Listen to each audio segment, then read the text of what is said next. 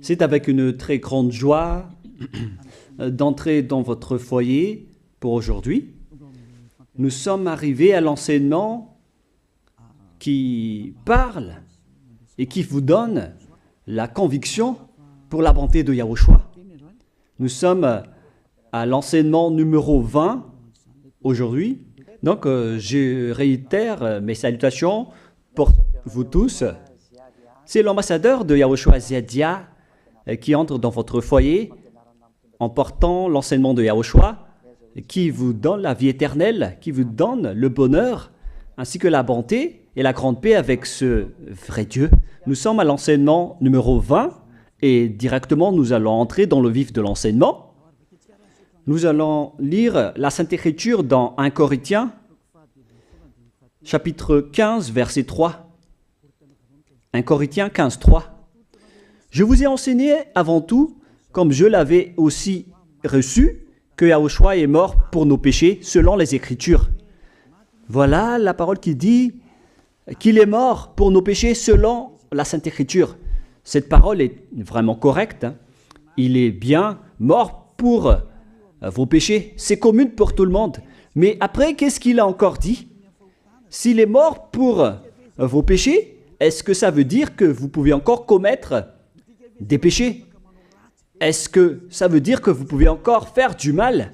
Car tout le monde et les humains disent tous que la raison de sa mort sur la croix, c'est que vous pouvez commettre du mal et des péchés après, mais il faut juste se repentir et se confesser après. Et c'est ce schéma que nous allons voir. Est-ce que c'est bien ça ce qui est dit dans la Sainte Écriture? Ce sont les religieux ainsi que Jésus ou Jesus, Jéhovah ou bien Yahvé ou Allah. Ce sont eux qui ont enseigné que vous pouvez commettre des péchés et il faut juste se confesser après. C'est pourquoi je vous dis que le Dieu Allah, Jéhovah, Yahvé et Jesus, ils sont tous pareils. Ils sont dans un même groupe. Ils sont différents de Yahushua. Yahushua est tellement différent. C'est lui qui est avec le Dieu d'Abraham. Mais on a toujours diffamé ce Yahushua. Mais le moment est venu de vous dire, pour vous qui êtes sur terre, que ce n'est que des ruses du diable. Voilà, on va voir maintenant qu'est-ce que le Fils du Très-Haut a vraiment dit après sa mort. Est-ce que c'est possible de commettre encore des péchés et qu'il faut juste demander pardon après? Est-ce que c'est ça ce qui est dit dans la Sainte Écriture? Nous allons donc d'abord voir ce que le Dieu d'Abraham a dit depuis longtemps. Le Dieu Yahva avec le tétragramme Yod, He, Vav, He. Voilà le tétragramme. Il s'appelle Yahva. C'est pourquoi vous dites Alléluia. Il s'appelle Yahva. Qu'est-ce qu'il a dit? Et nous allons voir dans Ésaïe,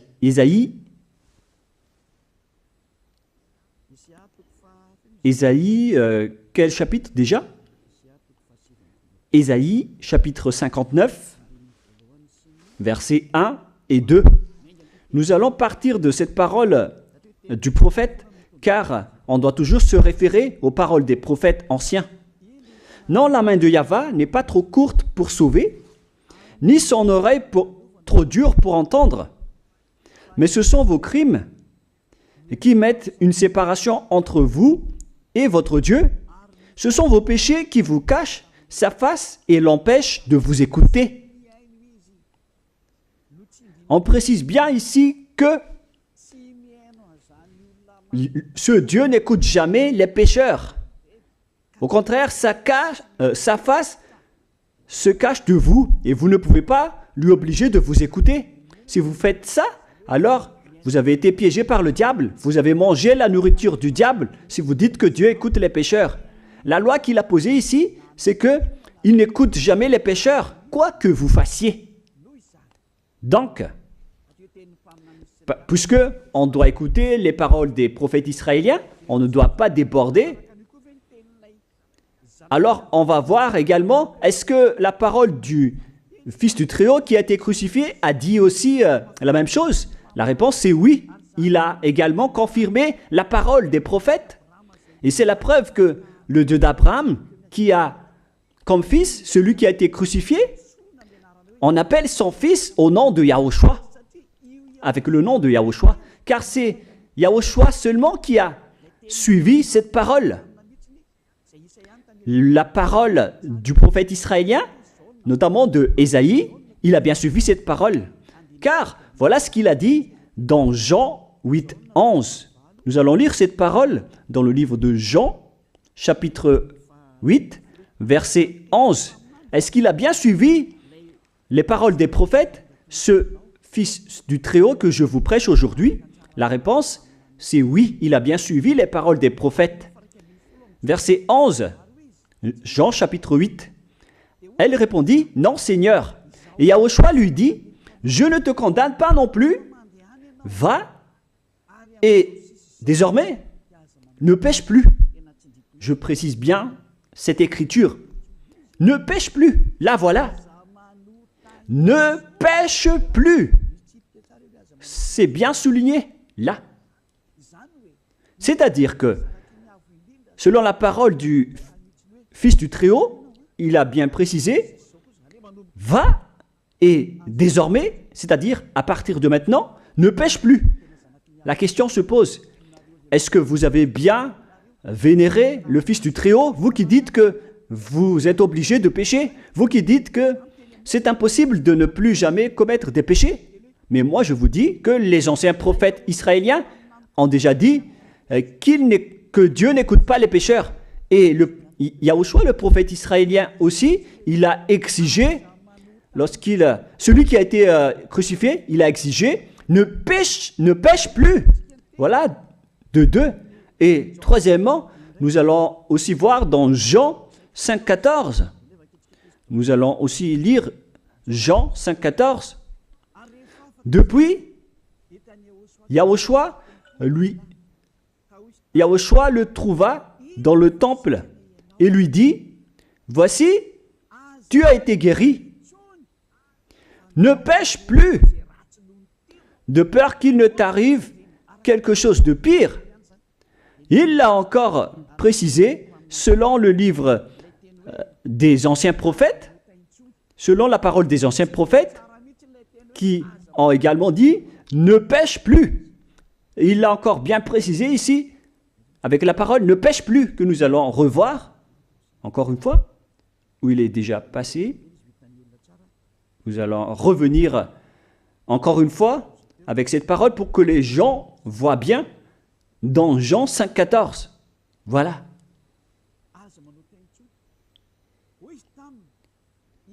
Ne pêche plus.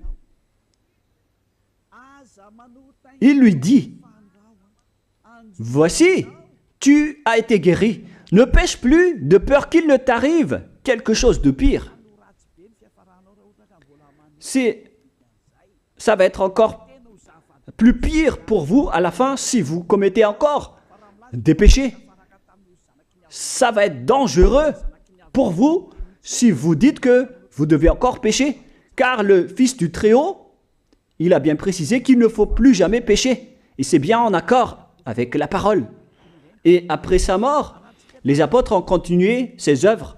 Et qu'est-ce que les apôtres ont également dit? Nous allons remonter jusqu'à ce niveau. Qu'est-ce que les apôtres ont dit après la mort de Yahushua, lorsqu'il a été ressuscité et monté au ciel des cieux? Qu'est-ce que les apôtres ont dit? Est-ce que les apôtres ont changé cette idée? Et nous allons donc aussi voir la parole des apôtres dans Hébreux chapitre 10. Hébreux 10, 26, vous pouvez afficher directement. Car si nous péchons volontairement, vous alors qui dites que on doit toujours commettre des péchés, mais il faut juste se repentir à partir de vendredi, samedi et dimanche, réfléchissez, car la parole des apôtres précise bien ici que si nous péchons volontairement après avoir reçu la connaissance de la vérité, C'est-à-dire, après avoir connu qu'il y a eu quelqu'un qui a été crucifié pour toi, qui t'a sauvé, qui est mort pour toi. Si tu as connu tout ça, voilà donc la parole qui va avec. Il ne reste plus de sacrifice pour les péchés. Il n'y a plus de pardon pour vous, mais une attente terrible du jugement et l'ardeur d'un feu qui dévorera les rebelles. C'est vraiment pire. C'est pas moi qui ai inventé ce danger. Hein. Il faut lire la Bible. Prenez votre Bible et lisez-la. Mais une attente terrible du jugement et l'ardeur d'un feu qui dévore. C'est un jugement atroce qui vous attend, ainsi qu'une ardeur d'un feu qui dévore les ennemis et les rebelles. Tout ça va vous dévorer et va vous anéantir. Voilà ce que ça veut dire. Moi, je vous dis, c'est ça ce qui vous attend. Vous allez devenir des ennemis. Les pécheurs, donc, deviennent des rebelles et des ennemis. Vous pouvez bien lire. Vous devenez des ennemis du Dieu d'Abraham. Vous, les pécheurs, vous n'êtes jamais avec lui. Et l'ardeur d'un feu, ainsi qu'un terrible jugement vous attend. Tout ça va vous dévorer. La question qui se pose, la réalité qui se passe ici, est-ce que ça suit bien la parole des prophètes? La réponse c'est oui, ça suit bien la parole de Ésaïe, ainsi que la parole de Yahushua. Et après, les apôtres ont dit que il y aura encore un terrible jugement qui va vous dévorer avec l'ardeur d'un feu. C'est vraiment un danger qui brûle pour vous. Oh les gens! Mais qu'est-ce que Jésus, Allah, Jéhovah Yahvé, qu'est-ce qu'il vous a enseigné? C'est le contraire de cette parole.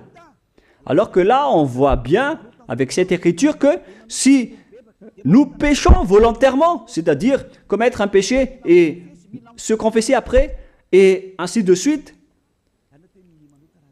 la confession et la demande de pardon que vous faites, etc. Et si vous dites après, donc, vous, est-ce que vous ne péchez plus vraiment? La réponse est oui, directe et catégorique. On ne sait plus faire cela et on déteste carrément cela, car notre Créateur n'aime pas nous voir faire cela. Et voilà, d'ailleurs, son caractère. Le Créateur s'appelle Yahweh, le Dieu d'Abraham. Il n'aime jamais le mal ou voir ses enfants faire du mal comme un parent ordinaire. Même si le parent est méchant, il n'aime jamais voir son enfant faire du mal. Il veut que son enfant soit un bon citoyen. Et même les humains font cela. Alors que là, on parle de votre Créateur. Sachez que le Dieu d'Abraham ne veut pas vous voir faire du mal. Il n'aime pas vous voir faire du mal. Nous allons voir maintenant la suite de la parole. Nous allons voir la suite de la parole dans un autre livre. La suite de la parole concernant la finalité des pécheurs. Si vous péchez volontairement, vous allez avoir un terrible jugement, un ardeur du feu, vous allez devenir un ennemi de Dieu et vous allez affronter le terrible jugement. C'est pourquoi on parle du paracléto, c'est-à-dire un avocat. Si on vous donne un avocat, alors sachez que vous allez être jugé. Et je vais voir si vous allez échapper à ce jugement. Et si vous allez dire qui va nous juger, c'est celui que vous voyez en ce moment qui va vous juger, celui que vous ne croyez pas. Mais vous allez voir, on ne va pas vous enseigner des choses qui n'existent pas si le jugement n'existe pas. Vous voyez de vos yeux cette écriture et vous me voyez de vos yeux aussi. Je suis le chef des juges. Vous allez affronter non pas un jugement sur cette terre, mais notre jugement. Et vous allez passer devant moi. Mais on verra. Parce que tous ceux qui sont passés devant ce jugement ont appelé au secours et ont recruté. Mais maintenant, c'est un appel pour les personnes qui veulent aller au ciel des cieux. C'est le dernier appel pour vous, notamment pour les malgaches qui m'écoutent en ce moment. On attend le dernier baptême du 8 mars. Le temps est vraiment très proche. Il nous reste que peu de temps. c'est votre appel, c'est un appel pour vous. Élia vous appelle pour entrer. C'est ce que vous avez cherché, c'est ce que vous attendez. N'écoutez plus les diables, ce sont des diffamateurs, sinon ils ne mangent pas. Leur raison de vivre, c'est de dire du mal. Mais si vous allez encore écouter ces diffamations qui n'existent pas, alors tant pis pour vous, vous êtes fous. Je vous dis toujours que ce sont les diables qui disent du mal. Les bonnes personnes ne disent jamais du mal à des bonnes choses. Ce sont toujours les diables qui font du mal. Et nous allons donc voir la fin de la parole dans le livre de l'Apocalypse. Mais d'abord, nous allons lire le 1 Corinthiens avant de lire l'Apocalypse. Ici, donc, je suis en train de vous prouver que c'est impossible. C'est pratiquement impossible que les malfaiteurs, vous les malfaiteurs, entreront au ciel des cieux. C'est dans 1 Corinthiens, nous allons lire cette parole. Écoutez bien. Ne savez-vous pas, 1 Corinthiens, chapitre 6, verset 9, ne savez-vous pas que les injustes n'hériteront point le royaume de Dieu? Ne vous y trompez pas. Les injustes n'y entreront jamais au ciel des cieux. Les enfants, vous qui m'écoutez, grand-père et grand-père, qui que ce soit, vous n'y entrerez jamais au ciel des cieux. Vous serez juste fatigués d'aller à l'église. Même les religieux n'y entreront jamais, parce qu'ils sont des pécheurs comme vous. Ils n'ont même pas la force de d'ôter les péchés des gens. Ils ne savent même pas quoi faire avec leurs péchés. Mais lorsqu'ils ont entendu l'ambassadeur de Yahushua, c'est-à-dire Elia, enseigner, après ils me diffament, ils mentent toutes sortes de dossiers contre moi. Ils inventent juste des choses qui n'existent pas contre moi. Alors vous devez bien réfléchir, car les injustes n'hériteront jamais le royaume de Dieu. Moi je vous dis, si vous êtes des malfaiteurs, n'allez plus à l'église. Vous perdez juste votre temps. Au lieu de faire autre chose, vous perdez juste votre temps à vous asseoir sur les bancs d'église, des églises. Car les pécheurs iront en enfer, dans la perdition éternelle. Vous êtes interdit d'entrer dans le royaume de Dieu si vous êtes pécheur, si vous êtes injuste. Toutes ces personnes n'y entreront point là-bas.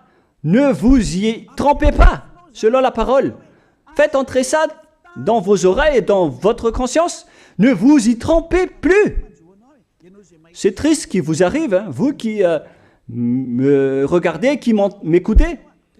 Pensez et réfléchissez, car on vous a empoisonné. Est-ce que c'est conforme avec la Sainte Écriture, ce que vous dites en disant que nous sommes sous le ciel et nous devons être trempés, nous marchons sur terre et nous devons trébucher? C'est vous qui avez dit ça, mais c'est contraire à ce qui est dit par la Sainte Écriture, car il est dit que les adultères, les incrédules, les abominables, les idolâtres, les malfaiteurs ainsi que les terroristes n'hériteront jamais le royaume de Dieu. Les diffamateurs, y compris, c'est-à-dire les personnes qui diffament ce saint royaume de Dieu, qui produisent des bonnes personnes qui ne pêchent plus. Si vous diffamez cela, alors vous faites partie des diffamateurs. Car dans ce saint royaume où il y a Elia, l'ambassadeur de Elia, on ôte les péchés des gens, mais au contraire, vous ne cessez pas de diffamer en disant le contraire. Vous, avec les incrédules et les terroristes, vous n'hériterez jamais le royaume de Dieu. Vous qui ne voulez jamais échapper au mal, c'est pire ce qui vous attend. Vous n'y entrerez jamais dans le royaume de Dieu. Vous n'avez pas cette autorité. Alors, réfléchissez. C'est le moment d'avoir une prise de conscience. Alors, suivez Zeadia Elia. Nous irons tous ensemble chez Yahushua et chez le Dieu d'Abraham qui s'appelle Yahweh. Qu'est-ce que Yahushua a dit qu'on va voir en dernier? Selon le livre de l'Apocalypse 21, 8, Apocalypse chapitre 21, verset 8, chapitre 21, verset 8, nous allons lire au nom de Yahushua. Mais pour les lâches, les incrédules, les abominables, les meurtriers, les impudiques, les enchanteurs, les idolâtres et tous les menteurs. C'est-à-dire tous les malfaiteurs et les pécheurs. Voilà les schémas et les œuvres, les travaux qu'ils font. Leur part sera où? Dans les temps ardents de feu et de soufre, ce qui est la seconde mort. Vous irez dans cet étang ardent de feu et de soufre, car c'est la seconde mort qui vous attend. Voilà ce que ça veut dire. Qui d'entre vous veut aller là-bas? C'est ça ce qui attend les lâches et les incroyants. Qui ne veut pas écouter cet enseignement? Celui qui a peur des parents, des collègues, des peuples. Vous n'êtes que des lâches.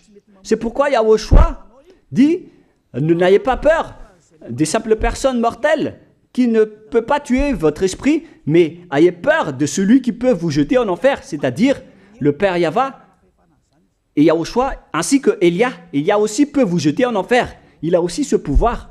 Et si vous allez dire, mais comment est-ce possible? Ne jouez pas avec cela. Hein. Moi, j'ai bien ce pouvoir.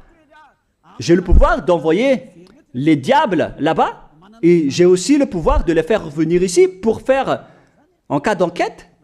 J'ai vraiment ce pouvoir. Et les gens dans ce saint royaume ont déjà vu cela. Alors, souvenez-vous que la personne que vous voyez en ce moment a ce pouvoir.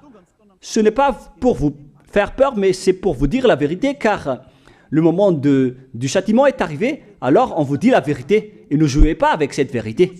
Maintenant, nous allons continuer la parole en disant que, clairement, les lâches et les incroyants seront jetés dans les temps de feu et de soufre. Alors ne soyez pas lâches. Répentissez-vous, car les pécheurs se trompent d'adresse. Vous allez être tués en enfer.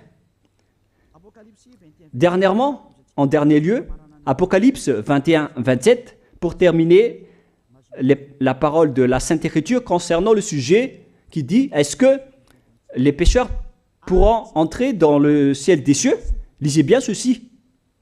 Il n'entrera chez elle rien de souillé, ni personne qui se livre à l'abomination et au mensonge.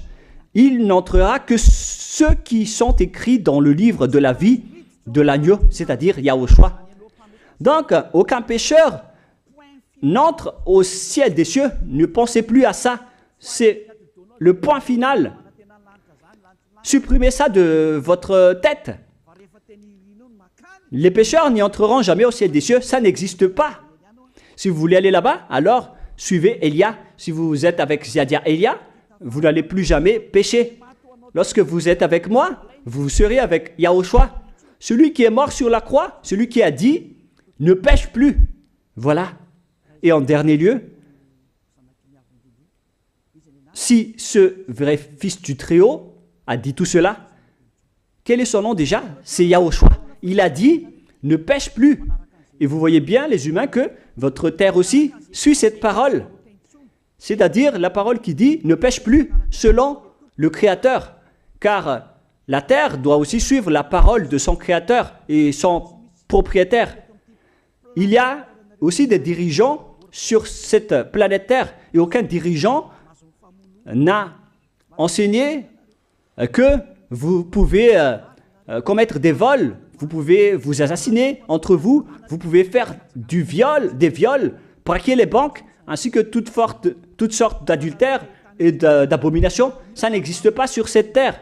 Vous voyez bien que toutes les constitutions humaines réglementent bien les populations pour qu'ils ne fassent pas du mal. Soyez éclairés. Ça veut dire que vous suivez l'ordre de son propriétaire. Le propriétaire ne veut rien savoir. Il s'appelle le Dieu Père Yahva et son fils s'appelle Yahushua. Vous suivez leurs ordres, car vos constitutions, que vous soyez chinois, africain, anglais ou africain, la constitution protège les gens pour qu'ils ne fassent pas du mal. C'est clair alors que le vrai Dieu, qui est le propriétaire de votre planète Terre, que vous ne voulez pas suivre, que vous n'aimez pas, il a instauré cette loi et cet ordre pour vous. Vous suivez ces ordres. La preuve, aucun président n'accepte jamais le mal dans son peuple, dans sa population. C'est-à-dire que même les présidents suivent la loi et l'ordre de ce vrai Dieu propriétaire. Également pour les juges qui n'acceptent pas les crimes. Mais vous n'êtes pas conscient. Sachez que les gens, lorsqu'ils commettent des crimes, ils vont en prison. Et je vous pose aussi la question à vous, les juges, mais qu'en est-il de vous? C'est une petite parenthèse pour vous dire que même vous suivez l'ordre du propriétaire de cette terre, mais vous ne savez rien car vous êtes étouffé par les paroles des faux dieux qui disent que Dieu écoute les pécheurs, alors que Dieu n'écoute même pas les pécheurs. Et après, vous manipulez le sujet en emprisonnant les criminels dans les prisons, soit de Tiafa à Kaznad, à Talmour. Et dans la région de Fianarantsoa, il y a aussi l'endroit de la prison d'Amala-Tavoink. Excusez-moi parce que je ne connais pas les endroits, je dis juste comme ça. Mais tout cela, c'est pour vous dire que même les dirigeants de cette terre suivent la loi de ce Dieu. Parce qu'il dirige le pays, alors il doit suivre la loi du Dieu d'Abraham qui n'accepte pas le mal pour qu'ils restent à leur place, même jusqu'au Premier ministre et les ministres. Ils n'acceptent pas les crimes. C'est vraiment étonnant, hein, alors qu'ils font aussi du mal. Si par exemple, un président de la République vous dit « Choisissez-moi à l'élection et après je vais vous laisser commettre des vols, commettre des adultères, prendre des drogues, je vais grâcer tous vos crimes. » Mais après, personne ne va le choisir à l'élection. Personne ne va faire ce type de propagande. Les gens vont choisir celui qui va transformer les gens en bons citoyens et celui qui peut développer le pays. C'est ça ce que vous cherchez. Et là, même vous cherchez les bonnes choses. Ce que je veux dire, c'est que vous faites comme le Dieu d'Abraham. Celui que je vous prêche, celui qui n'aime jamais le mal, mais que vous avez nié, vous avez piétiné, vous avez donné des coups de pied à cette vérité. Mais soyez conscients, dans la pratique de votre vie, vous voyez que c'est la vérité, ce que je vous dis, mais puisque c'est moi seul qui a réussi cela sur cette planète Terre, et après vous êtes en colère contre moi, mais on va se revoir bientôt. Bientôt, vous allez devoir me chercher, surtout vous qui avez des grands propos. Prochainement, vous allez voir ce que vous allez voir. Souvenez juste de cette parole et on va voir la suite après. La question qui se pose, qui est le propriétaire de cette terre? Et on doit suivre la parole de qui ici? Si on va suivre la parole de Jéhovah, de Jésus, de Yahvé et de Allah qui disent que vous pouvez commettre des péchés, alors personne ne doit être emprisonné. Ou soit vous les emprisonnez depuis lundi au vendredi, du lundi au vendredi, après vous les faites